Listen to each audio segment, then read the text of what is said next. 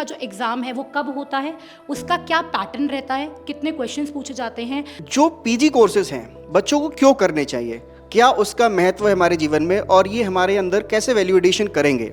आपको तैयारी स्टार्ट कब करनी है। देखिए, ये डिपेंड करता है कि आप अभी किस लेवल पर हैं, आप कहाँ पर स्टैंड कर रहे हैं, आप यूजी के किस ईयर में हैं या फिर आपका यूजी कंप्लीट हो चुका है। एटलीस्ट आपको 7 to 8 मंथ्स चाहिए होते हैं अपनी प्रिपरेशन के लिए, क्योंकि सब्जेक्ट का जो आपका सिलेबस है वो काफ़ी वास्ट है। सबसे पहले जो है आप PYQs को देखिए एंड एक आइडिया ले लीजिए कि कौन से टॉपिक की कितनी वेटेज है। उसके बाद आप यूनिट वाइज जो है या टॉपिक वाइज जो है वो आप क्वेश्चंस लगा सकते हैं। मैम, कई बार हम लोगों को एज अ स्टूडेंट भी फील होता था कि इतना ज़्यादा बड़ा सब्जेक्ट हो जाता है पीजी तक पहुंचते पहुंचते, तो नोट्स कैसे मेंटेन करें। ये बताऊंगा कि जैसे कई बार क्या होता है ना कि हम थोड़ा बहुत सब्जेक्ट जानते हैं बट उसका डेप्थ नहीं पता रहती है, तो आप एक पेन पेपर पे पहले एक लिस्ट बनाएं किस किस कॉलेज में आपको एडमिशन लेने का ड्रीम कॉलेज आपका है। उस कॉलेज का सिलेबस आपके पास में दिख जाएगा। सिलेबस को ओवरव्यू करके आप देख सकते हो कि मैं 2 साल क्या पढ़ने वाला हूँ। Hello dear students and welcome to CUET PG text book channel. आज की वीडियो बहुत इंपॉर्टेंट होने वाली है, क्योंकि आज की वीडियो में हम लोग डिस्कशन करने वाले हैं CUET PG 2026 के एग्ज़ाम के बारे में। ओवरऑल CUET का PG का एग्ज़ाम क्या होता है, इसका क्या पैटर्न रहता है। बच्चों के बहुत सारे डाउट्स आते हैं कि मैम कैसे हमें प्रिपेयर करना चाहिए, तो ये सारे ही डाउट्स इस वीडियो को देखकर आपके क्लियर हो जाएंगे। तो इस वीडियो को आप ज़रूर देखिएगा। मैं अकेली ही नहीं हूँ, मेरे साथ और सब्जेक्ट्स एक्सपर्ट्स भी हैं, जैसे कि देवेंद्र सर जो आपको इकोनॉमिक्स पढ़ाते हैं, सात्विक सर जो हिस्ट्री के एक्सपर्ट हैं एंड रजत सर जो आपको ज्योग्राफी पढ़ाते हैं। हम चारों ही टीचर्स मिलकर आपके सारे डाउट्स इस वीडियो में क्लियर करेंगे।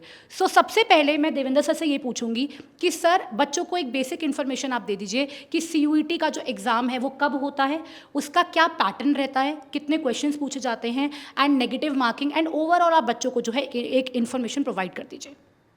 देखिए मैम, जब बात CUET PG की होती है तो इसका मतलब होता है common university entrance test for post graduate examination.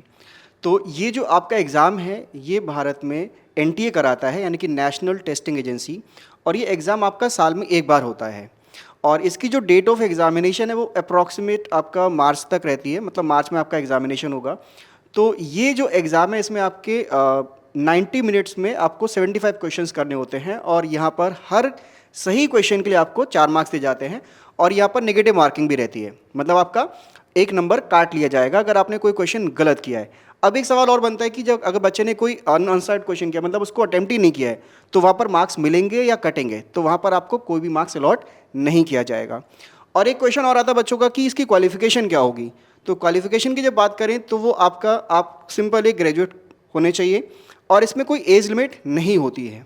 एक सब बात बताइए कि जो पीजी कोर्सेज हैं बच्चों को क्यों करने चाहिए, क्या उसका महत्व है हमारे जीवन में और ये हमारे अंदर कैसे वैल्यू एडिशन करेंगे आगे चलकर। सर, जैसे जब हम अपने 12th के बाद में एक ऐसे फेज़ में रहते हैं कि हम एक चौराहे पे खड़े होते हैं, हमें लगता है कि अब हमें अपने जीवन में क्या करना है, तो उस पल में हम पहला निर्णय लेते हैं कि अपने ग्रेजुएशन में सब्जेक्ट पिक करते हैं। और इसके बाद में जब हम ग्रेजुएशन में अपने सब्जेक्ट्स को पढ़ते हैं, तो अब अगला समय जब आता है वो आता है हमारे पोस्ट ग्रेजुएशन का। पोस्ट ग्रेजुएशन इतनी इंपॉर्टेंट होती है जितनी आपकी ग्रेजुएशन होती है। अब जैसे ग्रेजुएशन में आपने कई सब्जेक्ट्स पढ़े होंगे, history, geography, political science mix करके भी आपने पढ़े होंगे। अब आपको इसमें से एक स्पेसिफिक सब्जेक्ट पिक करना पड़ेगा। उस सब्जेक्ट को पिक करके आप उसमें एक्सपर्टीज ले रहे हैं। एक तरीके से ग्रेजुएशन में एक बेसिक लेवल में पढ़ते हैं, मास्टर्स मतलब होता है कि आप उसके ऊपर एक मास्टरी कर रहे हैं, जिससे आपको इन डेप्थ स्टडी मिलती है। और ये एक हमारी एक ऐसा कह सकते हैं आपकी हमारा एक नींव तैयार करती है कि आप जिस फील्ड में आगे जाके जॉब करेंगे वहां पे आपका ये सब्जेक्ट आपका सपोर्ट करेगा। तो जब भी आप पीजी के सिलेक्शन कर रहे हैं तो आप ध्यान रखिए अपना फेवरेट सब्जेक्ट ये चूज करें, क्योंकि यहाँ पे आपको अपने 2 साल केवल एक ही सब्जेक्ट को देना है। इससे कई फायदे मिलते हैं। हमारी गवर्नमेंट असिस्टेंट प्रोफेसर का पेपर कराती है, जहाँ पर आप जाके टीचिंग फील्ड को एक्सप्लोर कर सकते हो। आपको पसंद है किसी एक नई फील्ड में रिसर्च करना, यार मेरे अकॉर्डिंग कोई नई फील्ड हो सकती है, नई थ्योरी हो सकती है, तो आप उसको भी एक्सप्लोर कर सकते हो। इसके अलावा जैसे आप किसी कॉम्पिटिटिव एग्जाम की तैयारी कर रहे हो, तो वहाँ पे ऐसे हमें हिस्ट्री, ज्योग्राफी, पॉलिटिकल साइंस बहुत ज़्यादा हेल्प करते हैं कि आपका आधा सब्जेक्ट मास्टर्स का ही कवर हो जाता है। तो ये सब्जेक्ट आपका ऐसा है कि आप एक तीर से 2 निशाने मार के अपने होलिस्टिक डेवलपमेंट को यहाँ से बूस्ट कर सकते हो।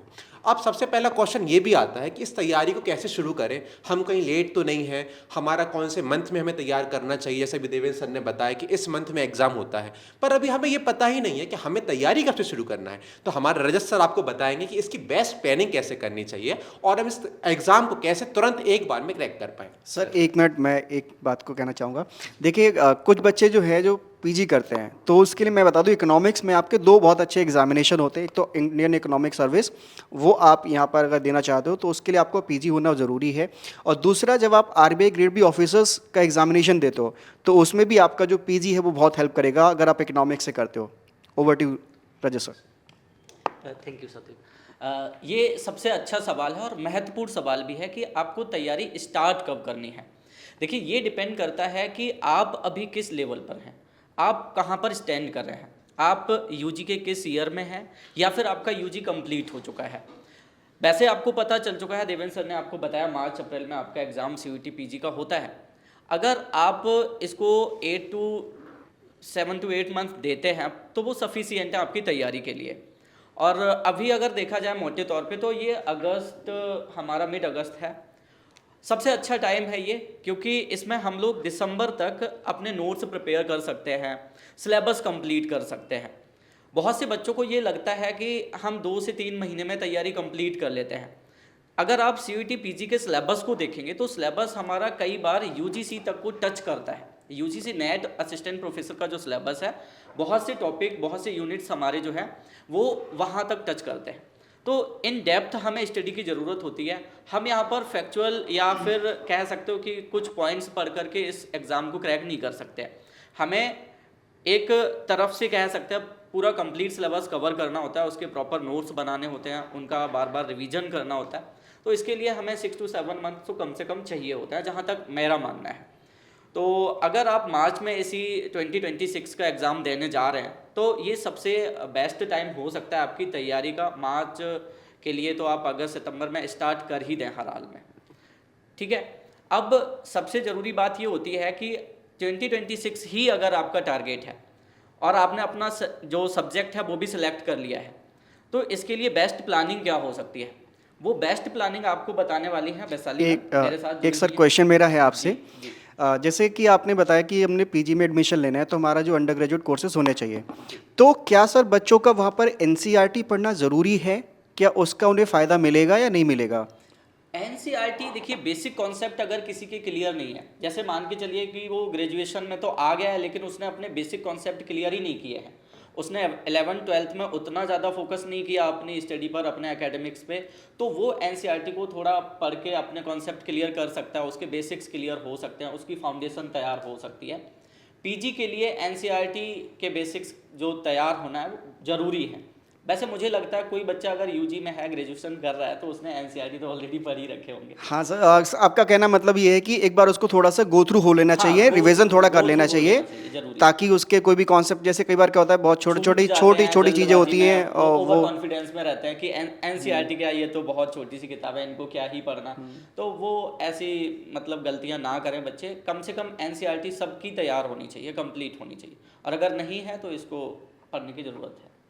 हाँ, तो वैशाली मैम आपको अब बताएंगी कि जो बेस्ट प्लानिंग हो सकती है सीयूईटी पीजी 2026 के लिए वो क्या हो सकती है। Thank you Rajat sir. देखो बच्चों, मैं आप लोगों को ये सजेस्ट करूँगी कि आप लोग अपने ग्रेजुएशन के फाइनल ईयर में ही जो है इसकी प्रिपरेशन स्टार्ट कर दीजिए। और जैसे कि अभी रजत सर ने बताया कि एटलीस्ट आपको 7 to 8 मंथ्स चाहिए होते हैं अपनी प्रिपरेशन के लिए, क्योंकि सब्जेक्ट का जो आपका सिलेबस है वो काफ़ी वास्ट है। एंड प्लस नेगेटिव मार्किंग, जैसे कि देवेंद्र सर ने बताया कि इसके अंदर नेगेटिव मार्किंग भी है, तो नेगेटिव मार्किंग इस पेपर को थोड़ा सा चैलेंजिंग बना देती है। यानी कि अब आप गेस वर्क मतलब तुक्के नहीं मार सकते, जो करते नहीं है हम लोग ABCD वाला, वो नहीं कर सकते। आपको थोड़ा स्मार्ट गेस वर्क करना पड़ेगा। उसके लिए बच्चों बहुत ज़रूरी है कि आपके कॉन्सेप्ट्स क्लियर हों। कॉन्सेप्ट्स क्लियर करने के लिए आपको सब्जेक्ट को इन डेप्थ में पढ़ना पड़ेगा। तो मैं ये बच्चों को यही बोलूँगी कि अभी से अपनी प्रिपरेशन स्टार्ट कर दो और अपना टारगेट ये लेके चलो कि दिसंबर तक आप एक बार सारे टॉपिक्स को पढ़ लीजिए, ठीक है। एंड जो आपका जनवरी और फरवरी का महीना है उसमें आप सिर्फ रिवीजन प्लस प्रैक्टिस आप करेंगे PYQs की, यानी कि आपकी प्रीवियस ईयर क्वेश्चंस की, प्लस आप प्रैक्टिस करेंगे और मॉक टेस्ट आप देंगे। ये क्वेश्चन प्रैक्टिस करना बच्चों बहुत ज़रूरी है आपकी स्ट्रैटेजी का। अब जो मेरा मेन क्वेश्चन था सर कि मैनेज कैसे करें, काफ़ी बच्चे ये क्वेश्चन पूछते हैं कि how to manage your preparation, CUET PG की प्रिपरेशन। कुछ बच्चे जॉब भी करते हैं ग्रेजुएशन के बाद, कुछ बच्चे फाइनल ईयर में भी हैं, उनको सेमेस्टर एग्जाम को भी मैनेज करना है, प्लस उन लोगों को जो है अपने CUET PG की भी अब एग्ज़ाम देना है। पहले की तरह थोड़ी है कि गए पर्टिकुलर यूनिवर्सिटी का टेस्ट दे दिया। तो बच्चों सिलेबस डाउनलोड करो, सबसे पहले देखो कि कहाँ कहाँ पर जो है आप चूक रहे हो, कुछ एरियाज़ में बुक्स बनाओ। हमारे चैनल पे यूट्यूब पे आपकी फ्री क्लासेस चल रही हैं सब सब्जेक्ट्स की, ज्योग्राफी, हिस्ट्री और इकोनॉमिक्स और पॉलिटिकल साइंस, और भी सब्जेक्ट्स हैं उसके अंदर। वहाँ पर जाके आप वो वीडियोस देखो, एक आइडिया ले लो एग्ज़ाम के बाद। दिसंबर तक अपना पूरा कोर्स कंप्लीट कर लो एंड जन एंड फेब आपका रिवीजन होना चाहिए। ये मत सोचना कि जन एंड फेब में तो हम किताब उठाएंगे और हम देखेंगे। मैम एक सवाल मेरा जी, है जी आपसे।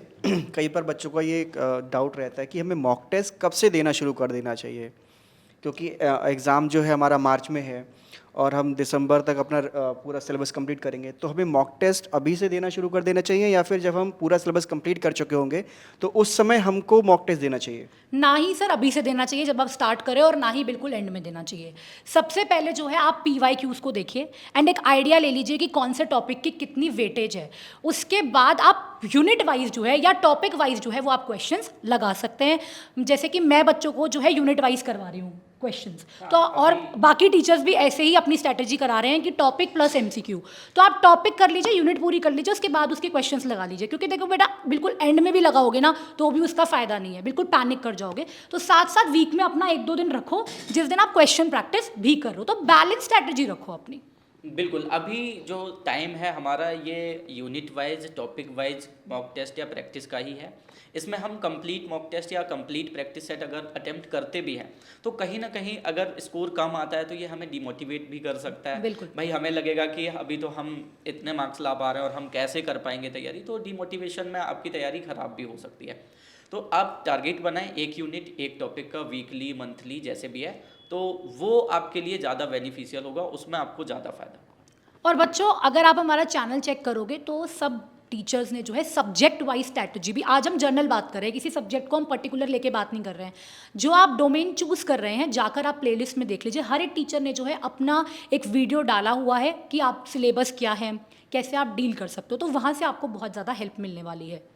मैम कई बार हम लोगों को एज अ स्टूडेंट भी फील होता था कि इतना ज़्यादा बड़ा सब्जेक्ट हो जाता है PG तक पहुँचते पहुँचते, तो नोट्स कैसे मेंटेन करें। तो मैं बच्चों को ये भी मैसेज देना चाहता हूँ कि नोट्स की चिंता भी आपको नहीं करनी है। जो रेगुलर क्लासेस आप हम लोग के साथ देखेंगे वहाँ पर आपको क्रिप्स नोट्स मिलेंगे जो कि एग्जाम ओरिएंटेड है। देखिए क्या है, हर सब्जेक्ट अलग अलग एंगल से ग्रो करता जी है, सर। तो हमारे एग्जाम में क्या आता है हमें इस पर भी ध्यान देना पड़ेगा। ऐसा नहीं कि आप उसमें बहुत अंदर तक जा रहे हो, टाइम जा रहा है, बल्कि आपका कंटेंट उतना नहीं बढ़ पा रहा है।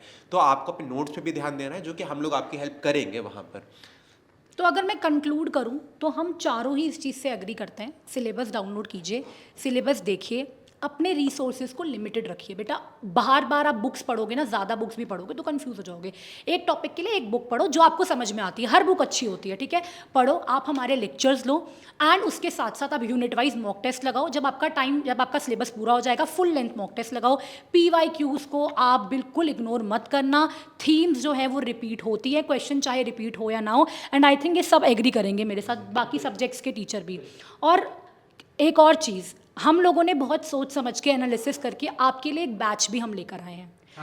लक्ष्य बैच, CUET PG लक्ष्य बैच, उसके बारे में भी हम लोग डिस्कस करेंगे कि अगर आप हमारा बैच भी ज्वाइन करते हैं तो आपको क्या क्या फ़ायदे मिलेंगे। देवेंद्र सर। देखिए जब एक बच्चा तैयारी कर रहा होता है तो उसको क्या चाहिए होता है? सबसे पहली चीज़ तो उसको चाहिए होती है कि उसको लाइव क्लासेस मिल जाए। अगर उसकी लाइव क्लासेस छूट जाती बड़ी बात है, एक ही प्लेटफॉर्म पे उसको सारे सॉल्यूशंस मिल जाए। हाँ वही देखिए लाइव क्लासेस मिल जाए, उसके बाद मॉक टेस्ट के लिए प्रैक्टिस टेस्ट सीरीज मिल जाए, और अगर उसको दोनों चीज़ों में डाउट आ रहे हैं तो उनके डाउट रिजॉल्व हो जाए, है ना। और उसके बाद जब उसका रिजल्ट आ जाता है तो उसके काउंसलिंग में सपोर्ट मिले। तो ये सारे जो फीचर्स जो मैंने आपको बताए, जो एक बच्चे के जो जनरल रिक्वायरमेंट्स होते हैं, नीड्स होते हैं, वो आपका लक्ष्य बैच पूरा करता है। यहाँ पर हमने जो भी आपकी रिक्वायरमेंट्स हैं उनको देखकर ही इस पूरे प्लान को तैयार किया है। और ये बैच आपका एक फुल फ्लेज बैच है, होलिस्टिक प्लान आपको देता है कि किस तरह से आपको आपका एग्ज़ाम क्वालिफाई करना है। और सिर्फ क्वालिफाई नहीं करना है, हमको एक अच्छे कॉलेज में एडमिशन भी लेना है, क्योंकि जब आप एक अच्छे कॉलेज में एडमिशन लेते हो तो वहाँ का जो करिकुलम है, वहाँ के जो फैकल्टीज़ हैं, वहाँ के जो को करिकुलर एक्टिविटीज़ होती हैं, डिबेट्स होते हैं, कंपटीशन होते हैं, पार्टी, तो उसमें आप जब इन्वॉल्व होते हो तो उसके बाद आपका जो एलुमनाई नेटवर्क बनता है वो आपको आगे जाकर बहुत हेल्प करता है आपके करियर ग्रोथ में। तो रजत सर, कुछ आप बताएंगे और कोई टिप्स बच्चों के लिए? एक बच्चों का डाउट रहता है ग्रेजुएशन के टाइम पे मैम कि पीजी किस सब्जेक्ट में या किस स्ट्रीम में उनको करना चाहिए। सब्जेक्ट सिलेक्शन सबसे बड़ा चैलेंज होता है बच्चों के सामने। तो ऐसे में स्टूडेंट्स को क्या करना चाहिए, सब्जेक्ट को वो किस तरह से सिलेक्ट करें? अगर ग्रेजुएशन में मान के चलिए वो साइंस स्ट्रीम से हैं या ह्यूमैनिटीज़ है, उनके पास पॉलिटिकल साइंस है, ज्योग्राफी है, या इकोनॉमिक्स है, या कॉमर्स है, या फिर मान के चलो हिस्ट्री है, तो पीजी इनमें से वो किस तरह से अपने आप को तैयार करें कि पीजी उनको किस सब्जेक्ट में करना है? जैसे अभी थोड़ी देर पहले ही सात्विक सर ने कहा था कि आपको पीजी ऐसे सब्जेक्ट में करना चाहिए जिसमें आपको इंटरेस्ट हो, क्योंकि बेटा 2 साल आप मास्टर्स अगर आप करोगे तो आपको डिटेल में वो सब्जेक्ट पढ़ना है। तो 2-3 तरीके हैं आप कौन सा सब्जेक्ट डिसाइड करोगे उसका। सबसे पहले तो आपका इंटरेस्ट आप देखिए कि मेरा इंटरेस्ट कहाँ पर है। एक अंदर से हमें आवाज़ आती है यार ये सब्जेक्ट मेरा फेवरेट है, जैसे मुझे अंदर से पता था पॉलिटिकल साइंस मेरा फेवरेट है, तो वैसे ही एक अंदर से आवाज़ आती है। दूसरा, आप ये देखो कि आपको आगे क्या करना है, रिसर्च करनी है तो कौन से टॉपिक आप लेंगे। अगर आपको किसी कॉम्पिटिटिव एग्जाम की जैसे यूपीएससी या स्टेट पीसीएस या असिस्टेंट प्रोफेसर की तैयारी करनी है तो कौन सा सब्जेक्ट आपको वहाँ हेल्प करेगा। तो ये सारी चीज़ें हैं। प्लस अगर आपको प्रॉब्लम है तो एक बार आप सिलेबस उठा के देख लीजिए, प्रीवियस ईयर क्वेश्चन उठा के देख लीजिए एंड देख लीजिए कि आप किस चीज़ की तरफ जो है अट्रैक्ट हो रहे हो। बाकी कोई गाइडेंस चाहिए तो आपको लिंक में फॉर्म मिल जाएगा, आप हम लोगों से भी कनेक्ट कर सकते हैं, ठीक है। तो आपके पास सारे ही ऑप्शंस अवेलेबल हैं। मतलब मैम आपका ये कहना है कि अगर आप कंफ्यूज हैं तो आपको ज़रूर किसी ना किसी मेंटोर से हेल्प लेनी चाहिए, अपने बड़ों से जो कि आगे उस फील्ड में काम कर चुके हैं, है ना? Yes, right? बिल्कुल बिल्कुल आपने हाँ, तो सात्विक सर आप कुछ कहना चाहेंगे? सर मैं एक और छोटी सी टिप बताऊंगा कि जैसे कई बार क्या होता है ना कि हम थोड़ा बहुत सब्जेक्ट जानते हैं बट उसका डेप्थ नहीं पता रहती है, तो आप एक पेन पेपर पे पहले एक लिस्ट बनाएं किस किस कॉलेज में आपको एडमिशन लेने का ड्रीम कॉलेज आपका है। उस कॉलेज का सिलेबस आपके पास में दिख जाएगा। सिलेबस को ओवरव्यू करके आप देख सकते हो कि मैं 2 साल क्या पढ़ने वाला हूँ, पहले साल में मैं किस पोर्शन पे वर्क करूँगा, अगले साल किस पोर्शन पे वर्क करूँगा, जिससे हमारे माइंड में क्लियरेंस रहेगा कि 2 साल मुझे इन टॉपिक के आसपास में घूमना है। अगर वो टॉपिक आपको अच्छे लगते होंगे तो आपके 2 साल बहुत मज़ेदार हो जाएंगे और इससे आप एक पिक कर सकते हो कि मेरा फेवरेट सब्जेक्ट कौन सा है। सर और कुछ आप बोलेंगे सर? तो वही है कि जैसे अगर आप तैयारी कर रहे हो तो यहाँ पर आपका जब CUET PG का एग्जामिनेशन होता है तो उसमें आपका सेंट्रल यूनिवर्सिटीज़ भी होती हैं, प्राइवेट यूनिवर्सिटीज़ भी होती हैं, डीम्ड यूनिवर्सिटीज़ भी होती हैं। तो एक चीज़ आती है कि हमको सेंट्रल यूनिवर्सिटीज़ में जाना है या फिर हमारे लिए जो प्राइवेट यूनिवर्सिटीज़ हैं वहाँ पर जाना है। एक बच्चों का बड़ा क्वेश्चन ये भी रहता है। तो देखो, सबसे पहली चीज़ है कि आप जिस फील्ड में जा रहे हो आगे उसका स्कोप क्या रहने वाला है। आगे 10 साल में आप जो कोर्स कर रहे हो वो आपको अच्छा करियर अपॉर्चुनिटी दे पाएगा, नहीं दे पाएगा, उसकी डिमांड कितनी रहने वाली है। तो ये ज़रूरी नहीं है कि हमारे लिए सेंट्रल यूनिवर्सिटी में एडमिशन नहीं मिला तो फिर हम पीजी करेंगे ही नहीं, है ना, हम प्राइवेट यूनिवर्सिटी में नहीं जाएंगे। बिल्कुल, ये आपने एक अच्छी बात कही। पीजी आप किसी भी यूनिवर्सिटी या किसी भी कॉलेज से कर रहे हैं, वैल्यू ऑलमोस्ट सबका बराबर है। पीजी पीजी है, यूजीसी की नज़र में आप पीजी ही कर रहे हैं। बस होता क्या है कि आपके आसपास का जो नेटवर्क है वो बदला हुआ होता है, वो निर्धारित करता है कि आप आगे कहाँ तक, कितनी ऊंचाइयों तक जाने वाले हैं। तो पीजी करना सबके लिए एक ही जैसा है। आप किसी स्टेट यूनिवर्सिटी से हैं, किसी प्राइवेट यूनिवर्सिटी से हैं, आप किसी सेंट्रल यूनिवर्सिटी से हैं, आप DU BHU JNU से हैं, सबके लिए वैल्यू यूजीसी की नज़र में सेम है। लेकिन सबका जो एलुमनाई नेटवर्क है, जैसा कि आपने बताया, वो डिपेंड करता है आपके कैरियर ग्रोथ पे, सबसे ज़्यादा इफेक्ट उसका। देखिए, अभी आप जो एंटरप्रेन्योर्स हमारे यहाँ पे इंडिया में निकल कर आ रहे हैं, जो स्टार्टअप इकोसिस्टम निकल कर आ रहा है, तो उसमें एलुमनाई नेटवर्क बहुत बड़ी हेल्प करता है आपके लिए। क्योंकि देखो, जब आप कोई भी नया वेंचर स्टार्ट करते हो, एंटरप्रेन्योरशिप आपके अंदर डेवलप होती है, तो वहाँ पर आपको डायरेक्टली कहीं से बैंक लोन नहीं मिल जाता है ना। तो वहाँ पर आपके जो एलुमनाई नेटवर्क है वही आपकी हेल्प करता है आपको कैपिटल अरेंज करने में। तो ये बहुत इंपॉर्टेंट है कि जहाँ पर भी आप एडमिशन ले रहे हो तो वो एक ऐसा कॉलेज चुने जहाँ से पास्ट रिजल्ट्स बहुत अच्छे रहे हो, जहाँ पर लोगों ने जो कोर्सेज किए हैं वो आगे जाकर उनको करियर में अच्छी अपॉर्चुनिटी दे पाए हों। ये बहुत इंपॉर्टेंट बात हो जाती है, चाहे आप सेंट्रल यूनिवर्सिटीज़ में हो, चाहे आप प्राइवेट यूनिवर्सिटीज़ में हो, चाहे आप डीम्ड यूनिवर्सिटीज़ में हो। वैशाली मैम, और कुछ आप बताना चाहेंगी हमारे लक्ष्य बैच के बारे में? हाँ जी, तो ऑलमोस्ट आपके जितने भी डाउट्स आ रहे थे वो हम सब टीचर्स ने कवर कर लिए हैं। बच्चों, हमारा यूट्यूब चैनल को आप एक बारी प्लेलिस्ट में जाके जिस भी सब्जेक्ट में आप इंटरेस्टेड हो वहाँ पे जाके हमारी क्लासेस देखिए। प्लस आपको इस वीडियो की लिंक, जब आप डिस्क्रिप्शन बॉक्स में जाएंगे एक लिंक आपको मिल जाएगा। कोई अगर आपको डाउट है आप वो फॉर्म भर सकते हैं। प्लस आप जाके हमारे लक्ष्य बैच को एक बारी एक्सप्लोर कीजिए, सब्जेक्ट जिसमें भी आप इंटरेस्टेड है, कोर्स स्ट्रक्चर देख लीजिए एंड उसको ज्वाइन ज़रूर कर लीजिए, क्योंकि वहाँ पर जो है आपको लाइव क्लासेस के साथ प्रॉपर स्टडी नोट्स, तो जो बच्चों की ये प्रॉब्लम आती है नोट्स कैसे बनाएं, वो भी सॉल्व हो जाएगी। प्लस जो आप बच्चे अभी मॉक टेस्ट का पूछ रहे थे, हम हर टॉपिक के बाद आपको मॉक टेस्ट भी करवा रहे हैं। तो वो सारे ही डाउट्स, कॉलेज काउंसलिंग असिस्टेंट हो, वो सभी हम अपने लक्ष्य बैच में दे रहे हैं। तो एक बारी आप उसको चेकआउट कर लेना और उसको ज्वाइन अगर आप कर लेंगे तो फिर तो बहुत ही हेल्प करेगा वो आपको।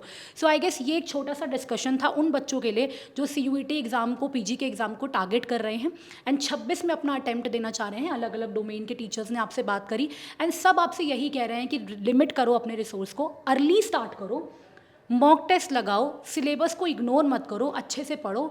एंड मैं लास्ट में आपसे ये कहूँगी ऑल द बेस्ट। मैं ये चाहती हूँ कि अभी मैंने रिसेंटली एक लड़की का इंटरव्यू लिया था जिसका JNU में एडमिशन हुआ, शी वॉज़ वेरी हैप्पी। तो मैं चाहती हूँ कि जितने भी बच्चे हमें देख रहे हैं वो भी 2026 में अपनी ड्रीम यूनिवर्सिटी में बैठे हो और खुश हों। देखो, एक बात मैं आखिरी एक कंक्लूडिंग पॉइंट जोड़ना चाहूँगा। लोग कहते हैं कि कंपटीशन बहुत है एग्जामिनेशन में, चाहे CUET UG हो, चाहे वो आपका UPSC हो, चाहे आपका कोई भी एग्जामिनेशन हो।